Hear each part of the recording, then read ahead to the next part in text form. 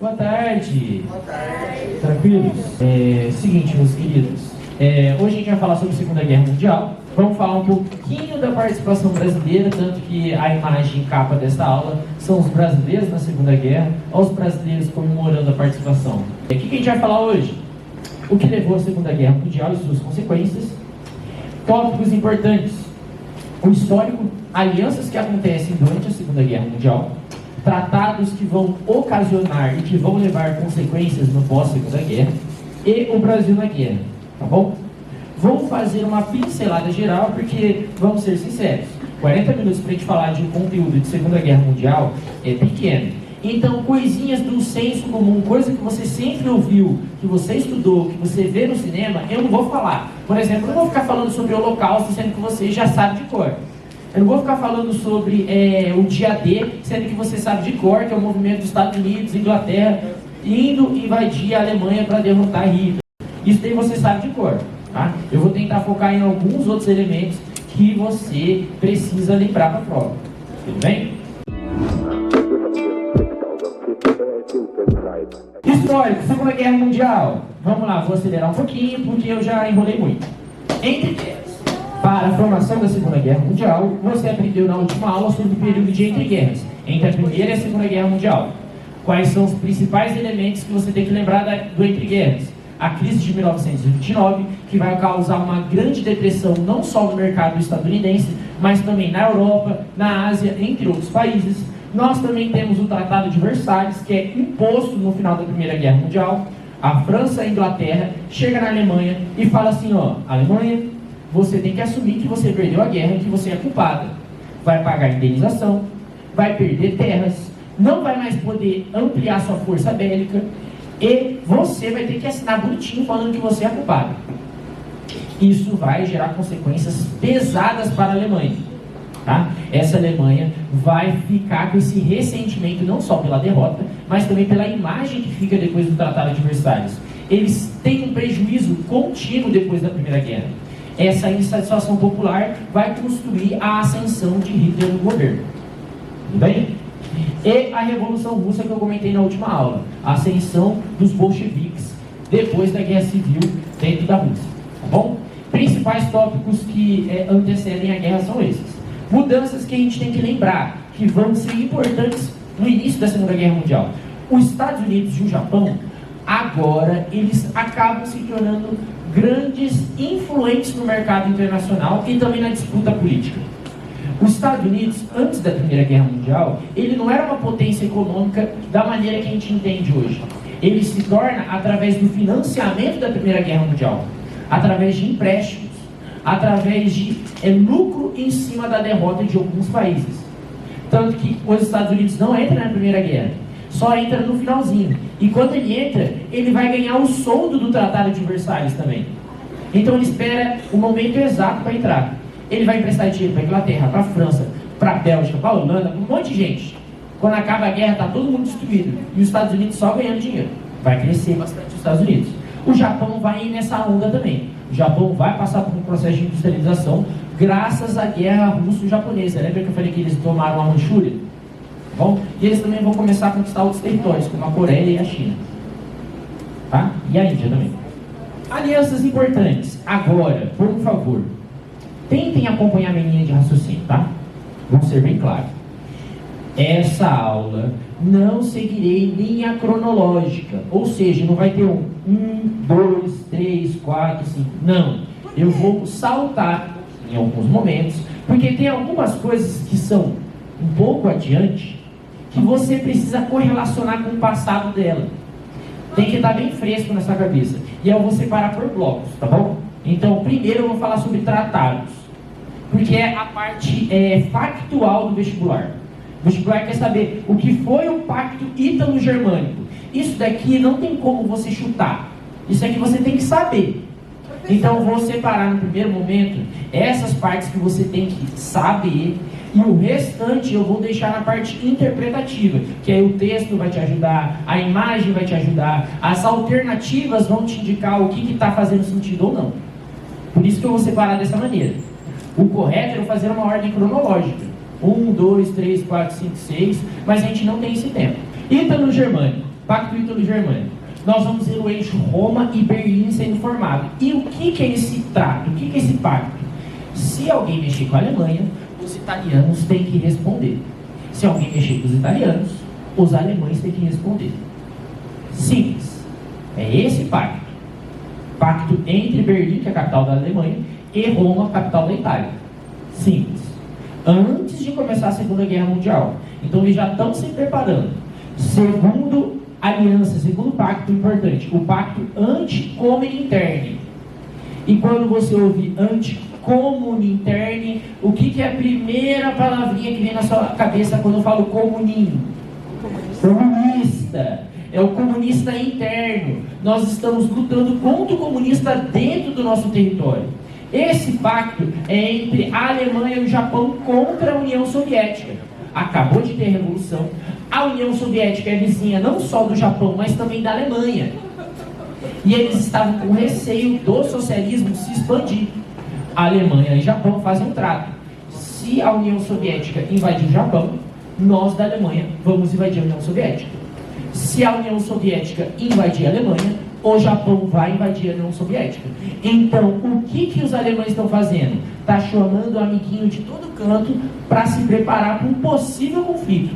Ninguém começou a brigar, mas eles estão fazendo a mesma coisa da Primeira Guerra Mundial. Pacto de Aço é uma aliança militar da Alemanha e da Itália, mas veementemente colocado. Eles vão colocar no papel. Caso a Alemanha ou a Itália entre em um conflito, o outro país automaticamente vai entrar no conflito também. É a formação do eixo Alemanha, Japão e Itália. Tudo bem? E aí eu vou falar daqui a pouco sobre as curiosidades, principalmente sobre o Japão. Tá? Porque o Japão hoje em dia, quantas séries você assiste que são alemãs, italianas, japonesas?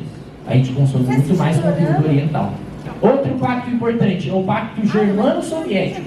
Lembra que os alemães fizeram um tratado com a Itália, caso eles sejam invadidos.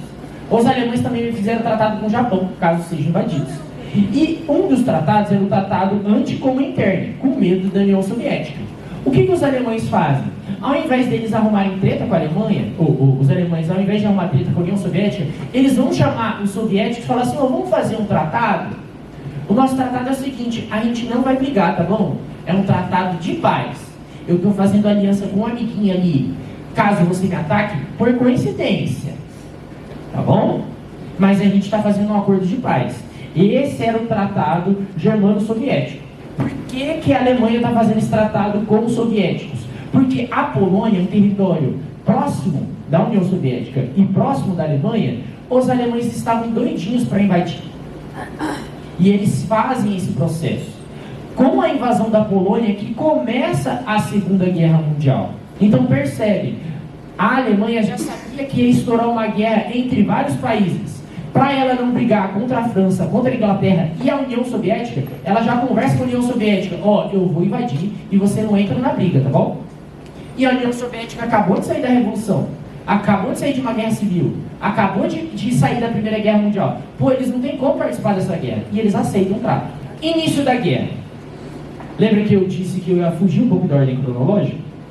Falei do pacto, que é o fato, a parte principal, e eu vou falar como que chega nesse fato. A Alemanha, para começar a guerra, ela vai fazer uma política expansionista. Os alemães querem construir a grande Alemanha, resgatar o primeiro Reich do Império Sacro-Germânico lá, tá bom? O segundo Reich foi com Otto von Bismarck, com Guilherme I. O terceiro é com Adolf Hitler.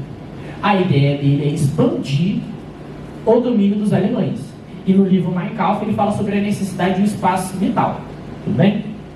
Antes de começar a Segunda Guerra Mundial, Hitler já tinha dominado 2 países, anexou, se tornou parte da Alemanha, a Tchecoslováquia e também a Áustria. E só por curiosidade, a maioria de vocês provavelmente já sabe, mas Hitler não era alemão, ele tem descendência austríaca, húngaro, ele não é alemão. Só que ele vai resgatar um princípio importante, a origem étnica daquele povo, os germânicos. Lembra que eu falei que os germânicos são responsáveis pela queda do Império Romano? Ele vai resgatar esse passado para poder dizer que essa é a força do povo germânico, que destruíram o maior império da história e que eles vão construir o maior império da história. Ele vai utilizar a história para o seu discurso e fundamentar a sua parte política. Bom, por isso que o curso de história, a disciplina de história, ela é bem complexa, é bem disputada politicamente. Quem tem um discurso da história tem um discurso político, tem um discurso social. Depois que ele toma esses dois países, ele vai mirar a Polônia. Só que a Polônia, ela era amiga da França e da Inglaterra. A França e a Inglaterra, olhando Hitler, mirando a Polônia, ele já fala assim, ó, Polônia, fica tranquila. Se a Alemanha quiser invadir vocês, nós vamos invadir a Alemanha. Tá bom? E a Polônia fica um pouquinho mais assanhada. Fala assim, então vem, o senhor do bigode. Vamos ver se você tem coragem. E não é que o doido tinha? Não é que o maluco teve? Ele invadiu a Polônia. Na hora que ele invade a Polônia, é o momento que a França e a Inglaterra declaram a guerra contra a Alemanha. Na Segunda Guerra Mundial, nós temos 3 fases, tá bom? Primeira fase é a fase de expansão, tá? O eixo, que é Alemanha, Itália e Japão, começa a atacar todo mundo e tentar conquistar vários territórios. Os dois que conseguem sucesso nisso é a Alemanha e o Japão. A Itália tenta e não consegue, tá? O que acontece? A Alemanha ela faz uma tática de guerra chamada Blitzkrieg, traduzindo de uma maneira livre, é chamado de guerra relâmpago. A Alemanha, em 3 anos de guerra, consegue conquistar 5 países. Imagina 5 países sendo dominados por completo em 3 anos. É uma guerra relâmpago, não dá tempo de reagir, tá bom? Eu vou mostrar umas imagens para vocês entenderem. Quais países a Alemanha ocupa nesses 3 anos? Bélgica, Holanda, Noruega, Dinamarca e parte da França. Lembra que eu mostrei aquela imagem lá do Hitler marchando na frente da Torre Eiffel? É desse período aqui. Isso daqui é uma exemplificação da Blitzkrieg. Professor, por que a imagem está em espanhol? Porque eu peguei uma imagem da internet e eu não tive paciência de criar eu mesmo. Primeiro, eles enviavam alguns aviões. Eles bombardeavam a cidade. Quando a cidade já era bombardeada, na hora que caía a bomba, em menos de 2 minutos chegava uma frente gigantesca de tanque. O tanque que via aquelas casas destruídas, ele só passava por cima e empurrava os escombros. E se tivesse alguma coisa de pé, o tanque já derrubava atirando. Ia passando. Quando o tanque abria caminho, logo atrás vinha alguns carros com metralhadora, porque se tivesse gente, já dá-lhe.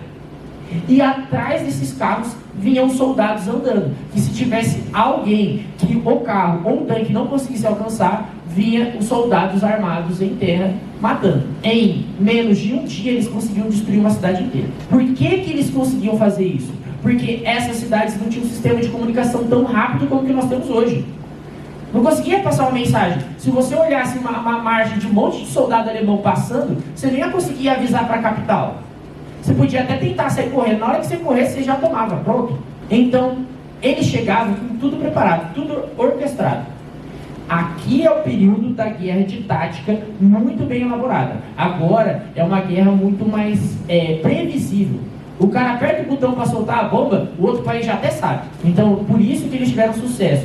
E aí, só uma curiosidade, tá bom? Lembra que eu comentei com vocês que a minha especialidade é a Guerra Civil Espanhola? Eu trabalho com cartaz de propaganda de guerra. O queridinho Adolfinho Hitler aqui, ele testou essa tática de guerra lá na Espanha. Deu certo na Espanha e ele vai começar a usar contra os outros países. A Itália também vai querer expandir. Lembra que eu falei que a Itália queria parte das colônias na África? Ela vai tentar arrancar a força agora na Segunda Guerra. Como que ela faz? Ela vai atacar o norte da África, ela vai atacar a Grécia e regiões ali dos Balcãs. Vocês aprenderam comigo lá na história antiga, quando eu estava falando da Grécia Antiga. Tá? E principalmente, vou citar para vocês agora, porque aí você pode correlacionar com as suas aulas de geografia e atualidades. O Canal de Suez. Já ouviram falar sobre esse canal? O Canal de Suez, há alguns anos atrás, ele virou meio que uma notícia diária, virou até meme na internet. Para quem usava o Twitter, ali via bastante coisa. Que é o quê? Esse espacinho aqui de terra é o Canal de Suez. E só para vocês terem uma compreensão histórica um pouquinho maior. Lembra das grandes navegações que eu comentei? Que o Vasco da Gama sai de Portugal e ele dá a volta no continente africano e chega nas Índias? Sim. É praticamente essa rota vermelha. Por que ele faz isso? Porque o Canal de Suez estava bloqueado. O canal de Suez é o caminho mais rápido da Europa pelo mar Mediterrâneo para chegar nas Índias. Quem que bloqueou esse caminho? Os muçulmanos. Lembra das cruzadas? Que a Igreja Católica começou a dizimar o povo muçulmano para conquistar Jerusalém? Os muçulmanos venceram todas as cruzadas. Quando os cristãos queriam passar por lá, falaram assim, ó, aqui você não passa não, doidão. Vocês mataram a gente por 6 gerações. Aqui vocês não passam. Se vocês vierem aqui, vocês vão pagar imposto gigantesco. Ou senão vocês vão morrer. É aí que o Vasco da Gama quer dar a volta no continente. É aí que eles descobrem o Brasil. Esse canal de Suez, ele é vital para o comércio mundial, não só na antiguidade, na Idade Média e na modernidade, mas também na contemporaneidade. Lembra disso aqui? Um navio entalou no canal de Suez, gerou uma crise econômica ferrada no país e no mundo. Deu um probleminha aí, parou de circular, aumentou o preço de combustível, aumentou o preço de um monte de coisa, tecnologia, e aí era um período muito próximo da pandemia. E era melhor falar de um barquinho entalado do que falar de 700 mil pessoas morrendo no Brasil, né? Era até engraçado, tinha uma foto, que é uma bubiquete tentando soltar o navio. Vocês já viram essa foto? Pô, é brincadeira, velho. Continuando. O Japão. De 39 a 42, eles vão avançar sobre a China e eles vão ter apoio da França, de uma maneira indireta. O que os franceses fazem? Os franceses já estão vendo que os alemães estão batendo na porta e eles queriam agradar os japoneses. Fazer assim, ó, pô, ô Japão, muda de lado aí, me ajuda por favor. Vamos fazer o seguinte, eu vou entregar parte da China para você. Como assim entregar parte da China? Tem uma parte lá da China chamada Indochina que é minha colônia. Eu vou entregar de presente para você, tá bom? E eles entregam, como se fosse território deles, como se os chineses fossem pet deles, tá bom? Então aqui a gente tem uma relação entre a França e o Japão. O Japão vai cagar e andar e vai depois apoiar os alemães a invadir a França. Maiores problemas que acontecem. Agora vamos retroceder um pouquinho na linha do tempo. Em 41, o que acontece? Junho, a Alemanha ela quebra o tratado de não agressão com a União Soviética. Ela invade a União Soviética. Em dezembro de 41, o Japão ataca Pearl Harbor, lá no Havaí, nos Estados Unidos. Então, de 39 a 41, que os Estados Unidos não estavam participando da guerra, agora os Estados Unidos entram. E aí, sempre que você vê vídeo na internet, sempre que você vê filme, sempre que você estuda na escola, você escuta que o Japão atacou o Havaí, e os Estados Unidos atacou a bomba atômica em Hiroshima e Nagasaki e acabou a guerra. Rapaziada, é uma diferença de 4 anos do ataque de Pearl Harbor para a bomba atômica. Por que você sempre escuta dessa maneira? Porque é uma construção narrativa dos Estados Unidos vencendo a guerra. Dele sendo o protagonista, ele que acabou com o conflito. Na verdade não, os Estados Unidos no primeiro momento ele se acovarda, ele não vai atacar diretamente o Japão, ele vai declarar guerra, vai se defender e vai pedir ajuda da Inglaterra, vai pedir ajuda da França. Ele vai se preparar e depois de 4 anos, quando a União Soviética começa a tomar o Japão, aí que eles atacam a bomba atômica. O que eu quero que vocês sempre lembrem, o maior spoiler de uma guerra não é você vencer matando o outro, é você vencer tendo o discurso na sua mão. Quem conta a história é quem fica bem na história. Novos integrantes na guerra, Estados Unidos e União Soviética. Eles vão entrar depois desse 41, que acontece em junho e dezembro. Redução do expansionismo, a Alemanha não consegue mais expandir, o Japão muito menos, e a Itália, que tentou, não conseguiu nada. Segunda fase da guerra, guerra de contenção e contraofensiva. A gente vai impedir deles avançar e vamos começar a atacar de volta. Vamos minar eles. Isso de 42 a 43. Os Estados Unidos, Inglaterra e União Soviética vão começar a atacar a Alemanha de diversas maneiras. Os Estados Unidos e a Inglaterra usaram uma tática de guerra muito utilizada ao longo da história, que é o que? Ao invés de eu atacar você diretamente, eu vou atacar o seu estômago. Eu não preciso te matar, eu só preciso te deixar morrendo de fome. Lembra que eu falei que a Alemanha tinha conquistado colônias lá na África? Que arrumava comida e materiais primos? É só eu retirar essas colônias que a Alemanha não tem mais recursos para fazer arma. Ela não tem mais recursos para trazer mantimentos para os seus soldados. Então, a Inglaterra vai começar a atacar esses territórios. A Alemanha, quando ela vê que a União Soviética vai entrar em guerra, o Hitler vai fazer alguns planos de guerra. Ele faz 2 operações. A primeira operação é a Operação Barba Ruiva. Qual que é a ideia dele? tomar Leningrado e Moscou. Por que essas duas cidades? Moscou era a capital da União Soviética ali, e Leningrado era um símbolo do maior líder da União Soviética, Lenin. Então tomar Leningrado e atacar a moral dos soviéticos. E Moscou porque era o centro administrativo político. Não só essas duas cidades, nós temos uma terceira, que é Stalingrado. Stalin era o atual, vigente, governante da União Soviética. Então se tomasse Stalingrado, ia manchar a imagem dele. Qual que é o problema? Os alemães não conseguem. Os alemães, tentando tomar Stalingrado, eles não conseguem. Eles vão ficar meses atacando, eles cercam a cidade, eles destroem tudo. Só que lembra que eu falei que caem os detritos dos prédios? Os tanques não conseguem mais avançar. E tinha gente lá dentro. O que os soviéticos fazem? De avião eles mandam suprimento. O pessoal pega o suprimento, igualzinho quando você joga PUBG, joga Battle Royale aí, que fica caindo coisa do avião. Eles estavam nisso o tempo todo. Se você pesquisar na internet Batalha de Stalingrado, você vai ver um monte de filme. Tem 2 snipers que os caras ficaram presos no prédio, que eles mataram centenas de gente durante semanas, porque ele não conseguia sair do prédio. Ficava caindo mantimento em cima, ele pegava munição e ficava matando. Só na janelinha, dale. Quando os caras vinham, ele só derrubava. Não conseguia chegar neles, e os caras saíram vivos. Hoje, se você for lá para a Rússia, aquele prédio é um museu. Tem como você visitar o lugar que o cara ficou matando um monte de nazista. E a segunda operação, a Operação Domínio. Estados Unidos e Inglaterra vão começar a atacar a Alemanha. Só que não território dela, mas sim suas colônias, lá na África. Terceira fase, a derrota, que é a finalização. Cercados por todos os lados, Alemanha, Itália e Japão vão caindo de pouco a pouco. Vou falar um por um, tá? Primeiro a Itália. A gente tem que lembrar dos pracinhas. O Guilherme falou para vocês quem que eram os pracinhas? Eram soldados brasileiros que foram enviados para a guerra, membros da FEB, tá? Eles são os primeiros a atacar a Itália. Tanto que tem até uma musiquinha. Que horas são? É uma musiquinha, uma marchinha militar de que é o Brasil participando da guerra. E aí tem um trecho muito engraçado que é: Dona Cecília já se convenceu que os aliados estão no apogeu. Quem que é Dona Cecília? Sicília é uma cidade da Itália. Era uma das principais cidades no período fascista.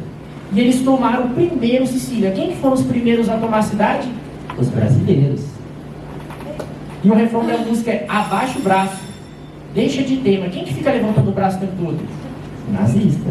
A Alemanha perde territórios que são conquistados pela União Soviética, também pela Inglaterra, também pelos Estados Unidos, tudo isso no dia D. E aqui algumas imagens dos brasileiros. Tudo bem? Isso daqui é o brasileiro se preparando para atacar a Alemanha. Isso daqui, essa foto, ele indo atacar a Alemanha. Tanto que na bala está escrito: a cobra está fumando.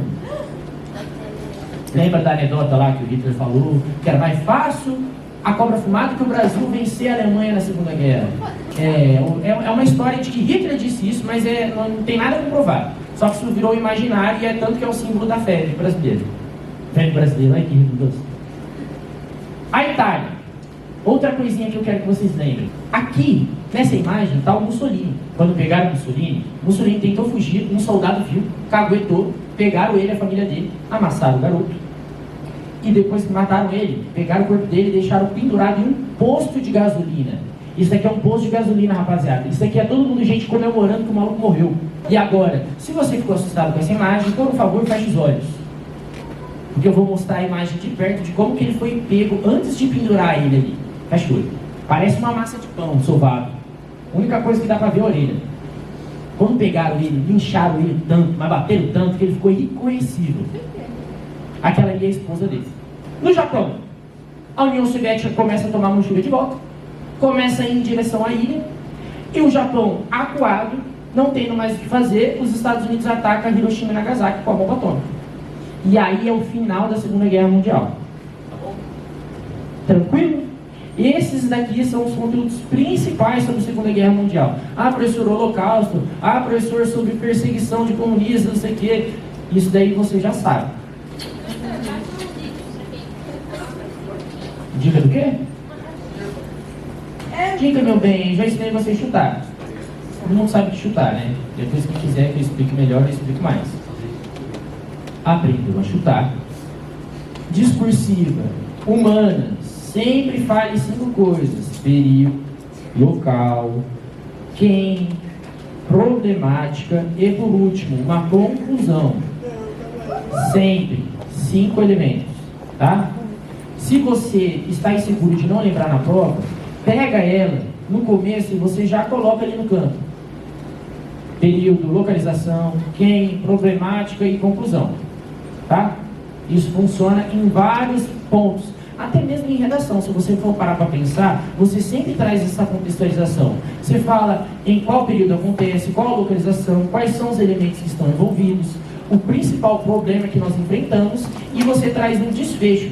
Você, dependendo do gênero da redação, você não propõe uma mudança, você só traz uma visão geral do que acontece. Agora, outras áreas do conhecimento. Conversando com os professores de biológicos, eles comentaram um ponto que é importante. E eu não tinha parado para pensar nisso. O que acontece?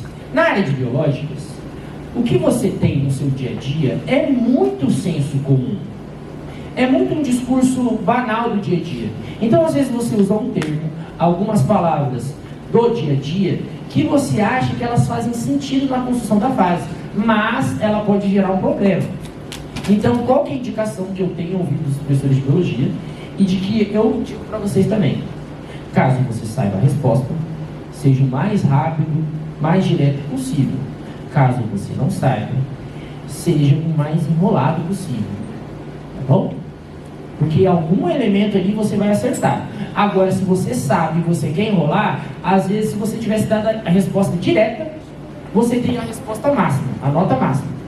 Mas porque você ficou postergando a chegar no resultado, você perde nota por causa de um termo.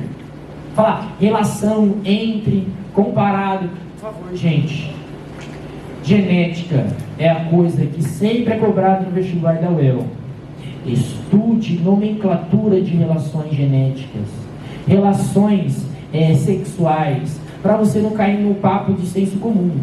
Ou, é de que a reprodução ela é somente culpa do homem, que a mulher ela não tem filho. Não, cara, tome cuidado com esse tipo de frase, de senso comum. Faz um sentido, faz, mas quando você fala dessa maneira, dá a entender que a mulher ela só serve para reproduzir, que o homem ele vai lá, gala, e a mulher que gera negócio. Ela não serve para nada. Entendeu? Então tome cuidado, seja o mais técnico e direto possível. Agora, na parte de matemática. Matemática, pegou a questão, não fique afobado, tire todas as informações. Se lá está escrito fórmula, reescreve a fórmula. Se lá está escrito π é igual 3,14, reescreve na prova. Se você somou 2 mais 2, coloca 2 mais 2 na prova. Tudo você tem que colocar, tudo. Até mesmo se você não sabe fazer, coloca o que está lá. E mete uma fórmula maluca lá e tenta fazer alguma coisa. Porque o cara vai estar corrigindo tanta coisa, ele vai ver tanto número ali e falar assim, é isso mesmo, vai. Bom, digo isso por quê? Porque eu estou no final do ano, meus aluninhos aí que não assistem minhas aulas, já podem ficar sabendo. Chega um certo momento que eu tenho uma pilha tão grande de coisa para corrigir, eu vejo que o cara escreveu 4 páginas, eu falei, tá bom, toma 30. Eu já não quero corrigir, ele já não quer mais ficar na escola, se ele ficar com nota pior, eu vou ter que fazer outra avaliação. Pelo amor de Deus, chega. Então chega uma hora que o cara não aguenta mais. Exata, sempre extrai o máximo de informação, coloque ela e depois manipule ela. É como se você quisesse fazer um miojo. Você sabe que você precisa da panela, você sabe que você precisa da água, você sabe que você precisa do miojo, você sabe que você precisa do escorredor, você sabe que você precisa ou da tampa para escorrer a água. Tudo isso você sabe. E você deixa na mesa. É uma merda quando você vai começar a fazer uma comida e aí falta ingrediente. Vai querer fazer um Nescau. Bota leite lá no copo. Quando vai abrir o pó de Nescau, não tem nada. Pô, que merda. Então separa os ingredientes, depois você faz. Rapidinho, só essas coisas. Mais algum elemento que vocês têm dúvida? Relembrando, tá? Isso daqui eu falo desde o começo do ano. Nunca li a questão do início. Você primeiro lê o comando. Tá lá no enunciado, ele sempre está em negrito. A questão sempre vai indicar o que ela quer. De acordo com o texto acima, indique quais foram as principais consequências da Segunda Guerra Mundial. Você só vai ler indique quais foram as principais consequências da Segunda Guerra Mundial. Aí você lê o texto. Mas antes de ler o texto, o que você tem que ler antes? Enunciado e outra coisa, legenda e título. Todo texto tem legenda, todo texto tem título, tá? Sempre. E a maioria das vezes em história a resposta está na legenda ou no título. Confia em mim. Tchau. Eu vou tentar segunda-feira fazer uma interaula com vocês, tá bom? Good night,